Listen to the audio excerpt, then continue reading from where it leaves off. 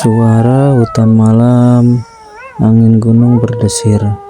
Terdengar samar teriakan minta tolong, lalu hening mencekam. Gunung Rinjani berdiri megah di Lombok, Nusa Tenggara Barat. Indah dipandang mata, tapi juga terkenal sebagai gunung yang penuh misteri. Tahun 2025, seorang traveler muda asal Brazil bernama Tiago datang dengan semangat membara. Ia ingin menaklukkan puncaknya. Namun siapa sangka langkah yang ia ambil di jalur pendakian justru menjadi jejak terakhir dalam hidupnya. Tiago tiba di Lombok, ransel besar di punggung, kamera di tangan, wajahnya penuh rasa penasaran.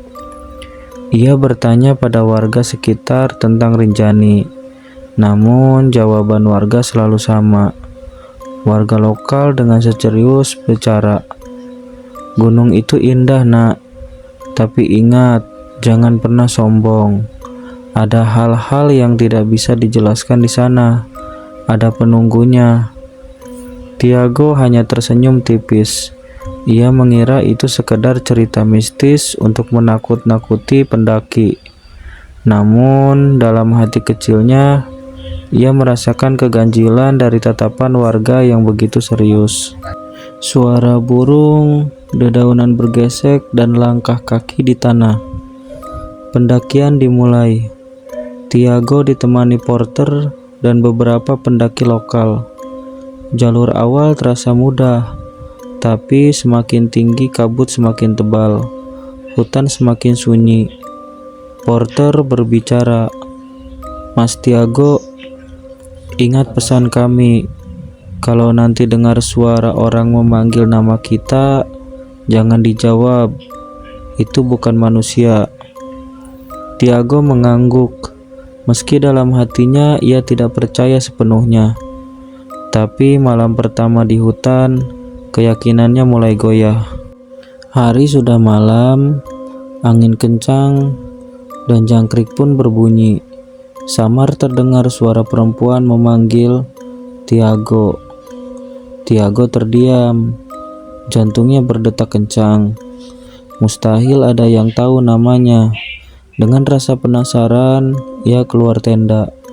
Kabut putih menggantung rendah, dan di antara pepohonan, samar terlihat sosok putih berdiri menatapnya.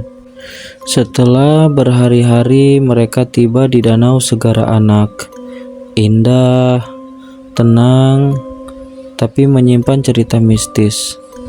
Malam itu, Tiago bermimpi buruk. Ia melihat dirinya jatuh ke kawah. Saat terbangun, keringatnya dingin, dan kompas yang selalu ia bawa hilang begitu saja. Pendaki lokal berbicara kepada Tiago.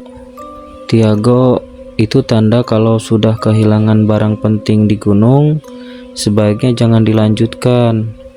Tiago dengan keras kepala menjawab, "Aku sudah sejauh ini, aku harus sampai puncak."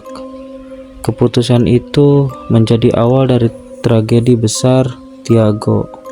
Kabut tebal, langkah kaki terburu-buru, dan napas berat.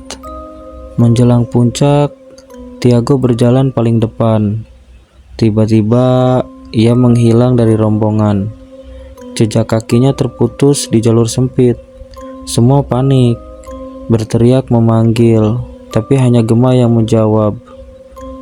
Pendaki teriak dengan panik, "Tiago, kau di mana, Tiago?" Samar-samar suara minta tolong, lalu hening panjang. Beberapa pendaki bersaksi mendengar suara itu dari arah jurang. Namun saat di senter, hanya kabut yang bergerak, seolah menutupi rapat rahasia gelap di Rinjani. Suara walkie-talkie dan teriakan tim SAR dari helikopter di udara. Tim SAR dikerahkan. Mereka menemukan tenda, ransel, dan sepatunya, tapi tidak pernah menemukan tubuh Tiago. Hingga hari ini jasadnya tak pernah kembali. Tapi banyak pendaki mengaku masih melihat sosoknya. Seorang bule berkaos merah berjalan sendirian di jalur puncak. Wajah pucat, mata kosong, lalu menghilang dalam kabut. Saksi berbicara. Saya lihat jelas, dia jalan, tapi kakinya tidak menapak ke tanah. Hingga kini misteri hutan Rinjani masih menyimpan jejak terakhir si travel dari Brazil. Apakah ia tersesat, terjatuh, atau ditelan oleh penjaga gaib gunung ini? Tidak ada yang tahu. Yang jelas, setiap langkah di Rinjani bukan hanya pendakian, tapi juga pertemuan dengan dunia yang tak kasat mata. Dan misteri ini belum berakhir. Saksikanlah kisah-kisah selanjutnya. Jangan lupa like, share, dan subscribe agar jejak misteri ini tetap hidup.